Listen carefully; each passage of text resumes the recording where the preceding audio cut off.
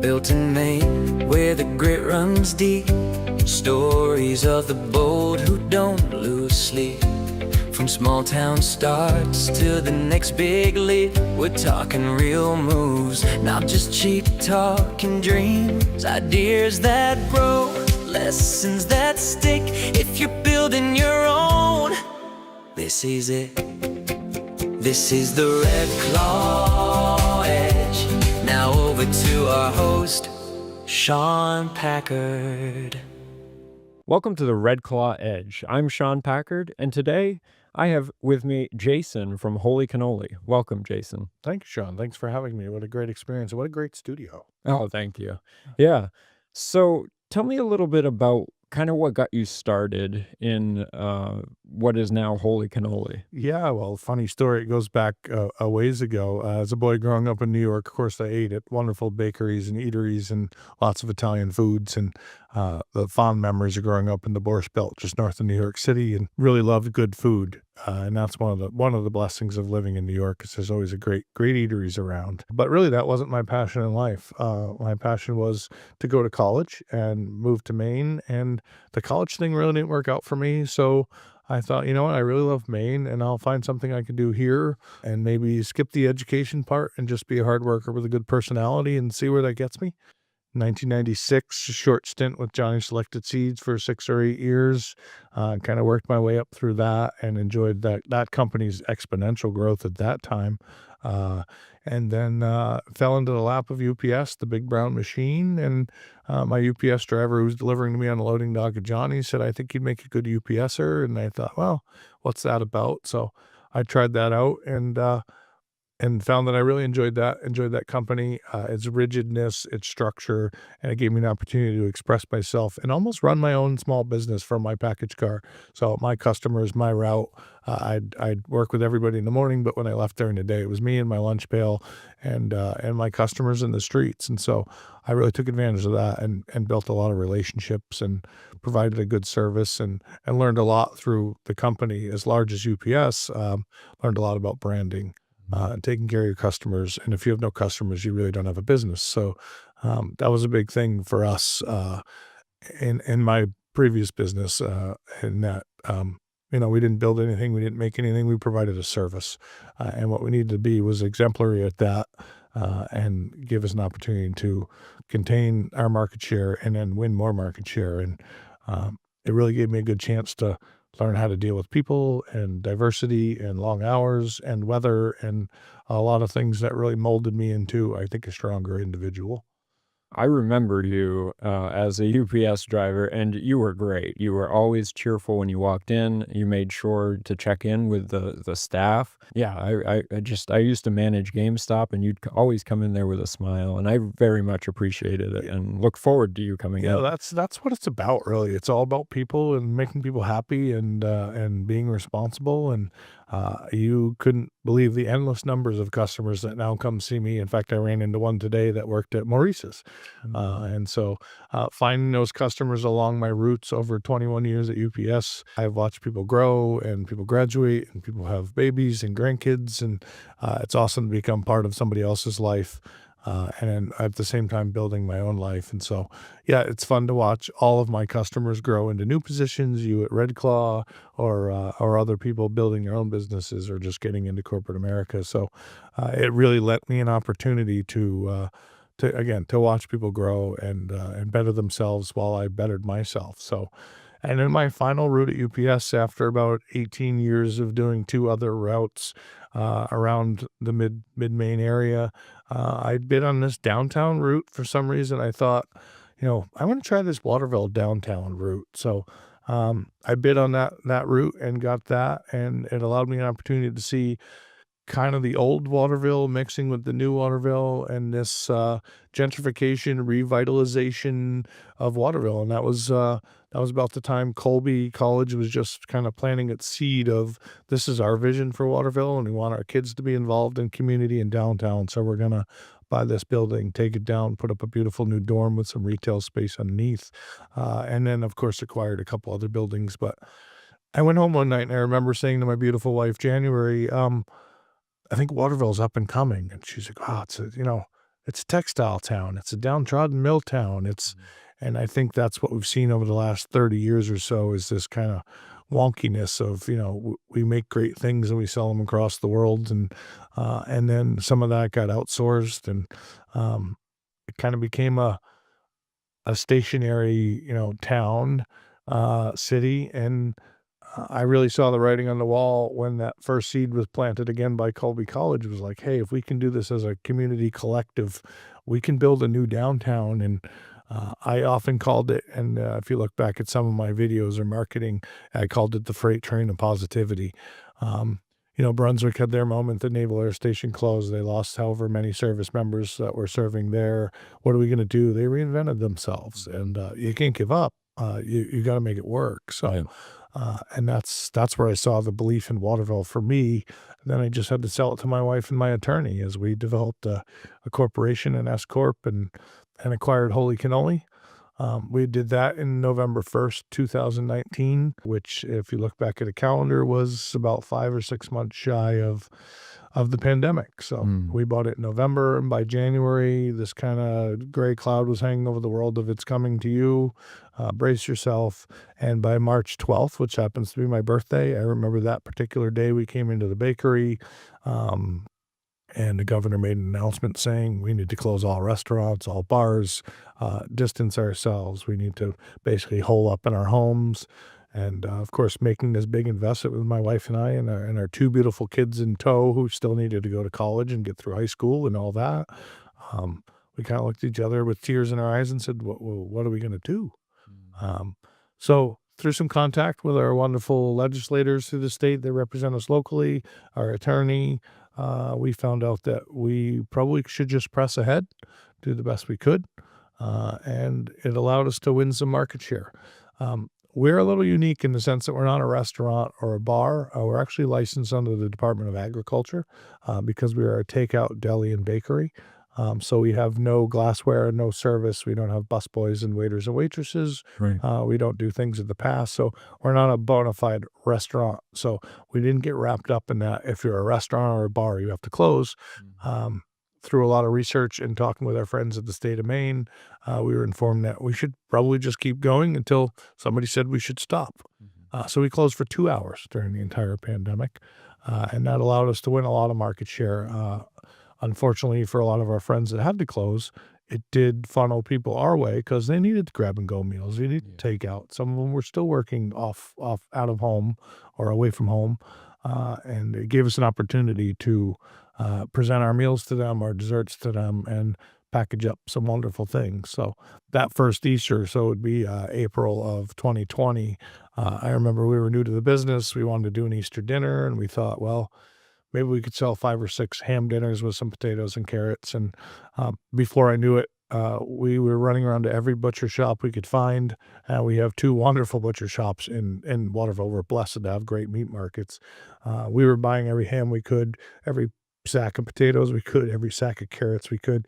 I think we sold over 250, close to 300 Easter dinners that April of 2020 because everybody's in the pandemic. Nobody could go anywhere. They weren't going to family dinners. So that's kind of really where we won our market share and then rode that into the future and through the pandemic. So We bring up something that's super important, and for young people that are starting a business, I think you have to talk about the unavoidables, the things that you don't necessarily plan for that still come up and could affect the process of you starting a business. So speak to kind of some of that as it did instantly affect you. How did you still, head through adversity and come out on top? That's not easy. And I think a lot of people would have said, all right, this is a sign that's not for me. A, it's great that you kept going, but B, how did you go through that?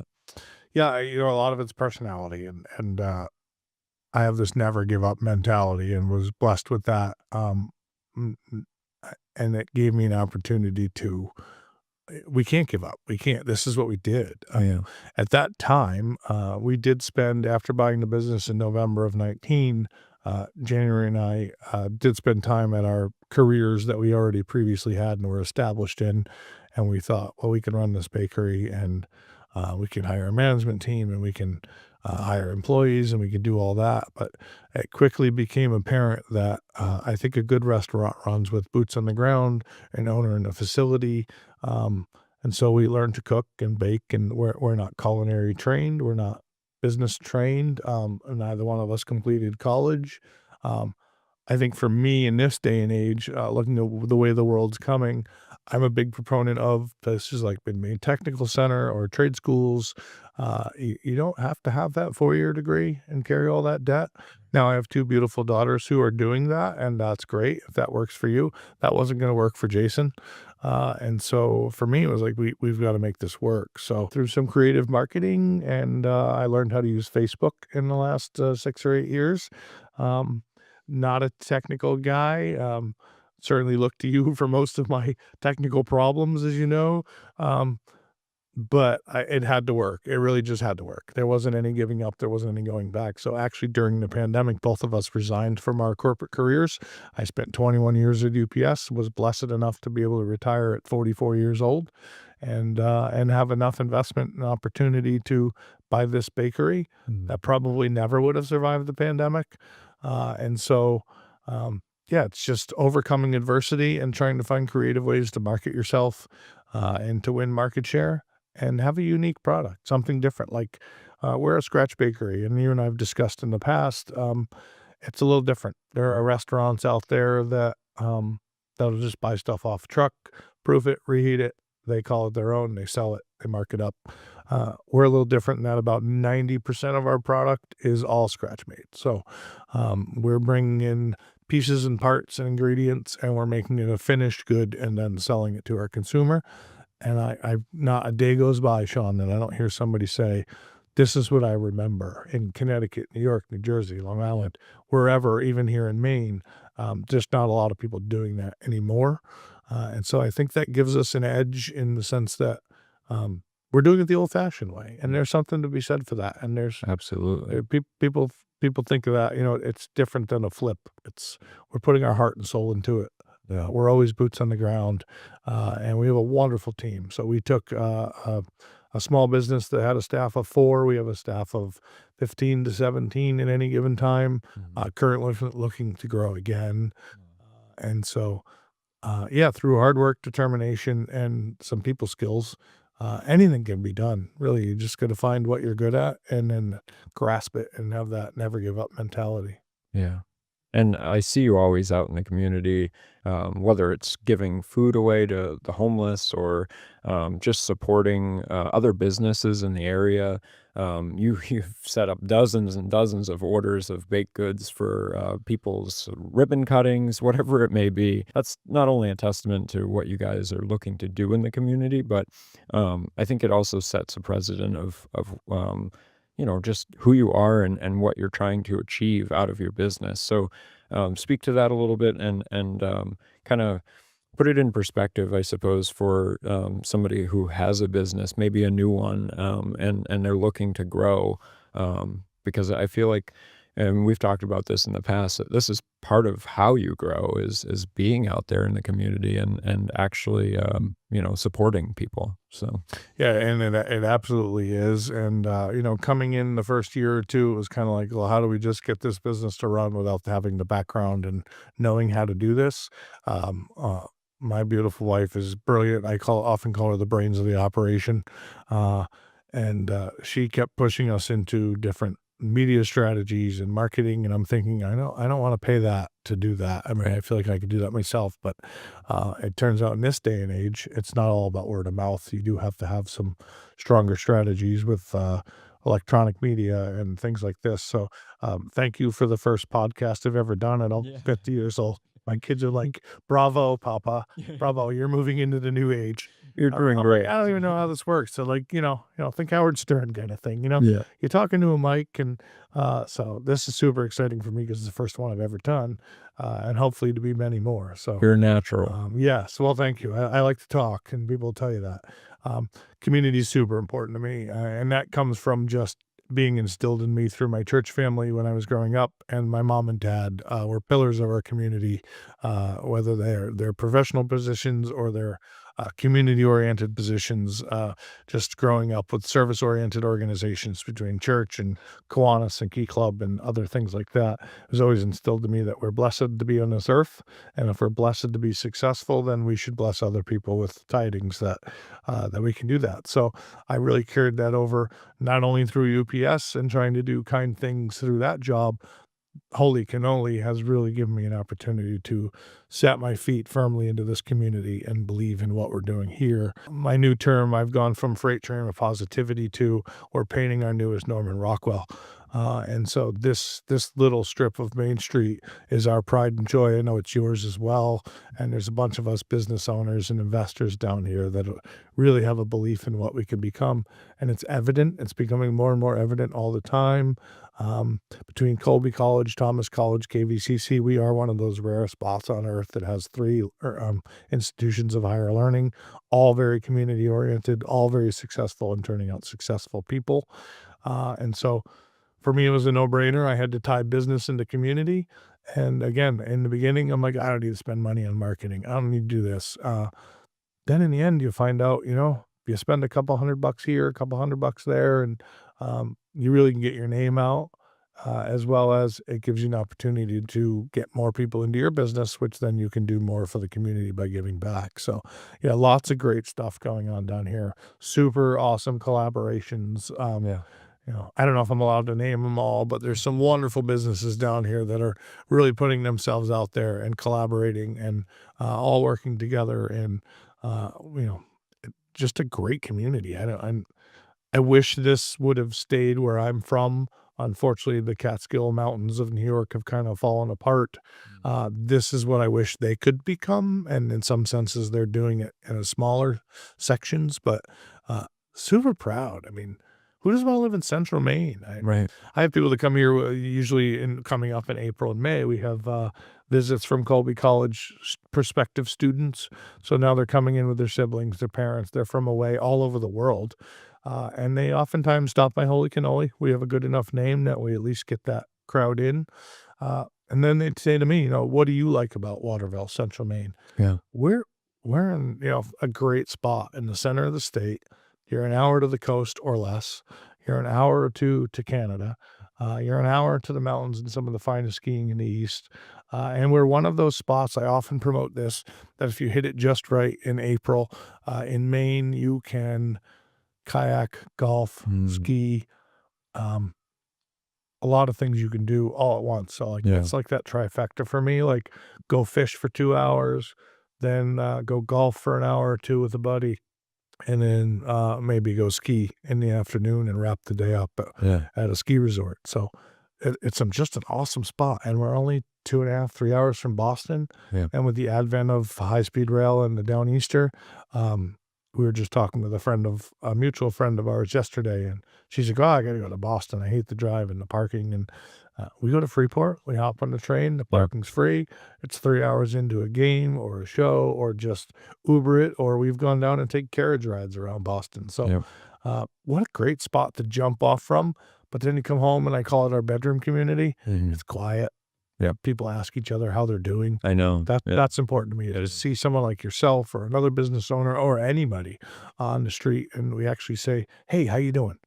And that's a lost art, and that's here in Waterville, living, breathing, and so it's just a great community. Like the power that's behind it, I feel like, and I think that's why young people like yourself stay here and work here, and that's our goal. Speaking again with other friends of ours that are a bigger business than I, and we have children of the same age, our biggest export is our college students or our kids. They're leaving here to go somewhere else to learn. Why can't we do it right here? We have wonderful colleges and a wonderful environment. And so a lot of it is trying to keep that future here.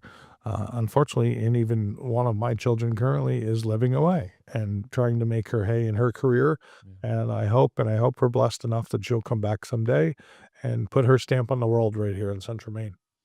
It's a great segue. So youth is obviously very important to this state in a whole, especially when it comes to business. How do you feel like you can either you do or how can you inspire youth to get into the same kind of business as you? Well, again, speaking highly of certain organizations we work with, the Mid-Maine Technical Center, Victor Esposito and some other people, John Irwin, and a myriad of them. I can't even think of all their names right now, but tech centers are awesome at implanting people into the subset of the community and the businesses and taking on internships. And a lot of them have found funding to actually help us small businesses. I'm like, well, I can't really take on 3 cooks and pay all of them. I don't have the payroll to do that or and a lot of it is done through grant funding and other stuff. So it's nice to have somebody planted in your kitchen on somebody else's dime. But then they learn and they hopefully find a passion to use their hands and grow their professionalism.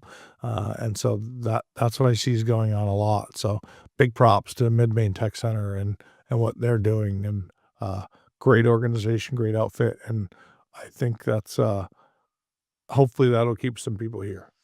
Yeah. You know, What would you say to one of those, youth that want to start a business similar to yours, and what would you give them for advice?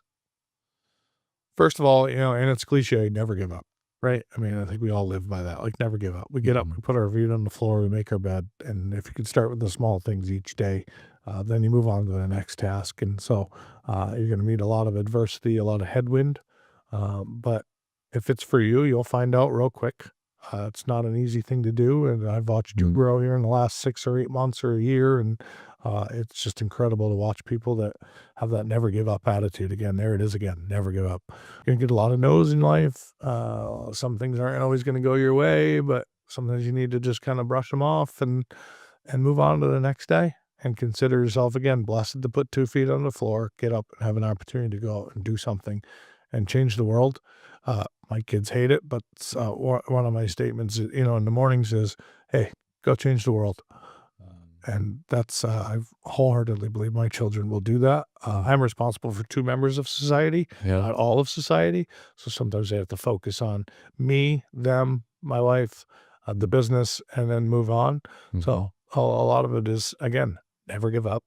And then find something you love to do, and then find a way to do it. So it's not easy for sure, but life's not easy, and not everything's always going to be given to you. So a little hard work, a little, as we'd say in the Catskills, a little bit of chutzpah. You can do it. You can do anything you put your mind to, really. Yeah. Just got to find the capital and the right strategy to get to that end game. Yeah. What's next for you and Holy Cannoli? Oh boy, Sean, you asked that. I'm a dreamer.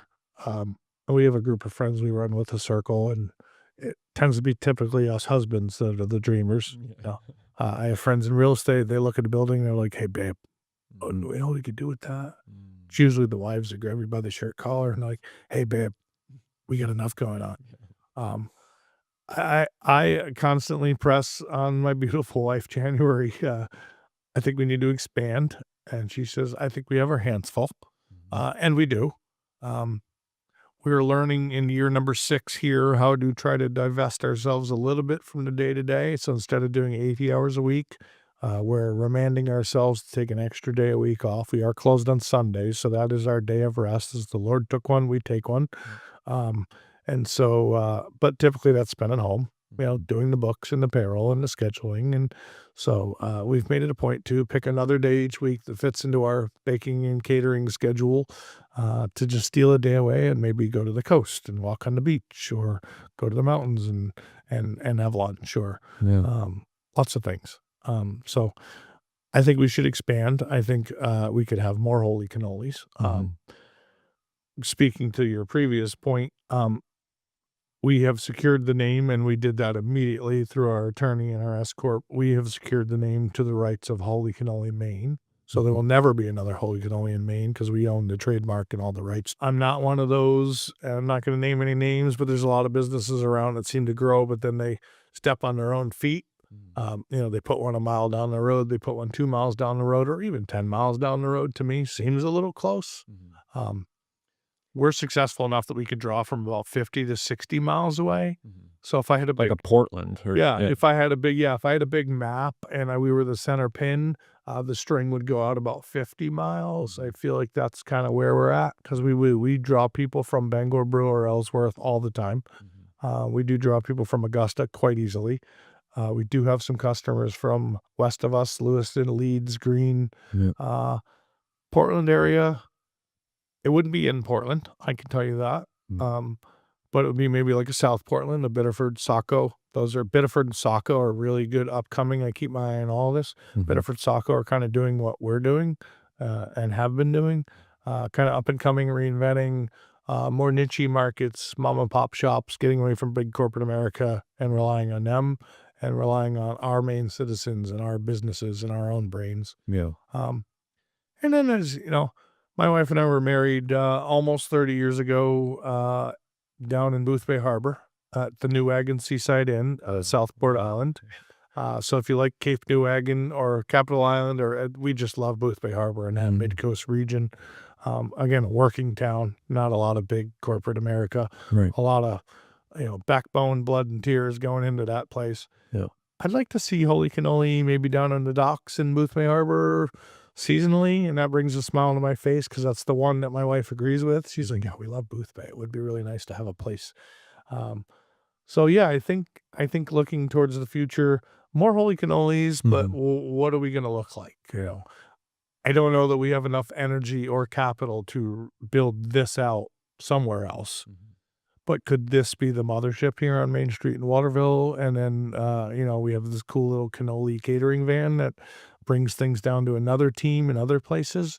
I think that's possible. And people grow at different rates. So, yeah. We have friends that own similar businesses that have blown out 5 businesses in 5 years. A little faster than we would like, but we're also more boots on the ground, hands-on working owners. So they're all different structures. People say, why don't you keep up with that person? Well, we all run our businesses differently, honestly. And so what's good for me might not be good for them. And it all comes down to working capital, investment, time, energy. So, yeah, there's a future for Holy Cannoli definitely here in Waterville. And then, I think I'd like to see some more on the map somewhere. But again, it wouldn't be any closer than probably 50 miles. So Brunswick, Topsom, going a little further again, Saco, Biddeford, South Portland, going north, maybe Bangor, Brewer, Ellsworth. I don't think I'd like to end up in a Bar Harbor market. Right. And then a pop-up, our dream pop-up is Boothbay Harbor, right down on the dock next to the little pizza joint. Capture that crowd with a cannoli, a cheesecake, and a brownie. We don't have to do everything we're doing here. But I think a smaller version, I feel like there's a market share down there that we could win, that we could be really good at. We're good at what we do here, so it's a matter of how do you transfer that, keep the quality and the same smiles and the same great attitude, and place that into another community. So, and thinking even bigger, we visit a lot of different places up and down the eastern seaboard. I have family in the Dallas area, Frisco, McKinney, northeastern Dallas, Texas area. Our daughter and her fiance recently just left the Charleston, South Carolina area. We were visiting down there a lot. There aren't a lot of people doing what we're doing in those markets. And so when I go there and I visit, I'm like, boy, these people need a Holy Cannoli. So usually that's when I get, again, pulled back by the shirt collar, relax. But I think what we're doing is great. I think the product we have is great. The attitude we have is great. And if I could inject myself into more communities and carry myself like I do around Waterville, I think it'd be awesome. Well, Jason, I appreciate you coming on. Oh, it's a pleasure. I'm so glad that you had the opportunity to be here. So, well, thank you for the opportunity as well. Yeah. It's a cool setup, cool outfit, and yeah. Well, if you're looking for any kind of scratch bakery needs of any kind, Holy Cannoli is the place to go. Not only do they have cannolis, they have any kind of basically cake need, pastry, coffee from Rwanda even. Local coffees, yeah. We our friend Churchill roast right here in Waterville is Bingo Mountain Coffee. A great success story in itself. Look up Bingo Mountain Coffee and read his story. And we've recently introduced in the last year or so small, I call them micro brews because I don't drink beer, but microbrewed coffee. One's called Up to Camp out of Bar Harbor, kind of a little startup. So, I feel like everybody else was doing the big coffee growers and roasters, and I needed to find some niche stuff. So, yeah, great coffee at Holy Cannoli. It's pretty cheap. We're not a coffee shop. We don't have baristas. You're not going to get a little heart in your cup or any little swirl. You're just going to get a good cup of coffee for a price. Oh, yeah. And then catering as well. That's a big thing for Right. us. Yeah. Yeah, I should have mentioned that because that is a big part of our bread and butter. And so, absolutely. Well, thank you so much again for helping Thank me. you. And blessed be to you and your family and your new business. And I think you're doing a great job. Oh, you too. Yeah. Thank you. All right.